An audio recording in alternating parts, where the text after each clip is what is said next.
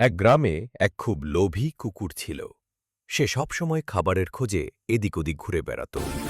একদিন সে অনেক খোঁজাখুঁজি করে একটি বড় মাংসের হাড় খুঁজে পেল। হাড়টি পেয়ে সে ভাবল, এখনই এটা খাওয়া ঠিক হবে না, অন্য কেউ দেখে ফেললে কেড়ে নিতে পারে। তাই দূরে কোথাও গিয়ে একলা বসে এটা খাব। হাড়টি মুখে নিয়ে সে বনের দিকে দৌড়াতে শুরু করল। পথে একটি ছোট নদী পড়ল। নদীর ওপর ছিল কাঠের একটি সরু ব্রিজ। কুকুরটি যখন সেই ব্রিজের ওপর দিয়ে যাচ্ছিল, তখন সে হঠাৎ নদীর পরিষ্কার পানির দিকে তাকাল। পানিতে সে নিজের প্রতিচ্ছবি দেখতে পেল, কিন্তু সে ভাবল, ওটা বুঝি অন্য একটা কুকুর, যার মুখেও একটা বড় হাড় আছে।